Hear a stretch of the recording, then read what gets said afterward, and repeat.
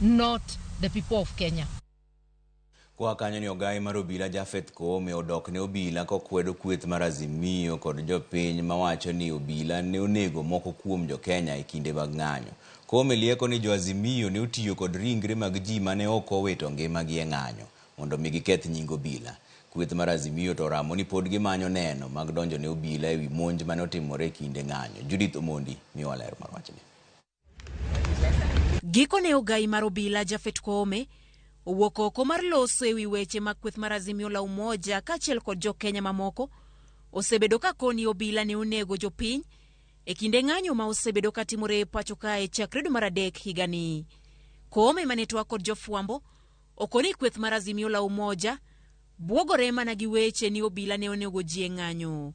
Owacho ni onge adieri e wachno ka omendo ni josiasa moko ne kodesa ringre joma otho to riedo ne jofwambo mondo ne ka giseyo Obila ni ema onego gi.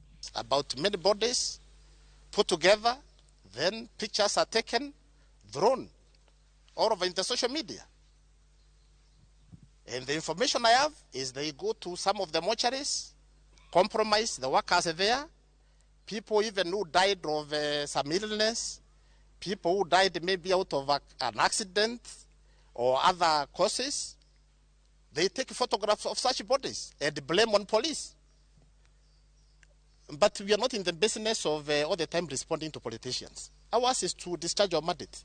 Magi gin weche ma ogai mar Azimio la Umoja Raila Odinga oseyo kendo koni oken gima kare ka Koome lemo mar telo nyalo ramo kendo dok ne tim marach ma okoni neno e lela. And it is actually very disappointing to see a statement from Inspector General of Police, Mr. Koome, saying that we hired dead bodies to accuse police of brutality. I don't know in which world he lives.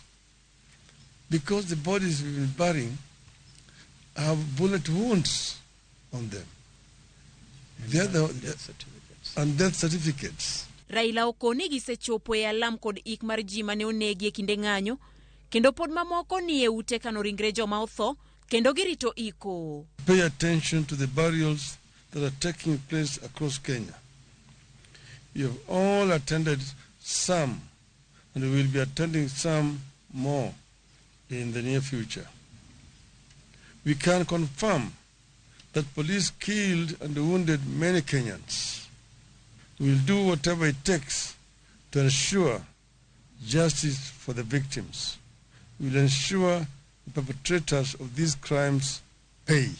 Koome to dokoro Obila ka okoni gin gitiyo mana tijgi, kendo pok gidhi e tok chik mar piny Kenya malero kaka winjo giti. Sisi hatusiki na tutawajibu, lakini kazi yetu tutafanya. For the force we use is governed by the law and the service standing orders. So there's nothing we have done out of the ordinary, out of what is provided in law. Kweth mar Azimio la Umoja osebedo ka koni ji ma ok tin ne 30 ne owito ngimagi e lwet Obila e kinde ng'anyo kendo gibiro kedo negi nyaka giko. Judith Omondi, Ramogi TV.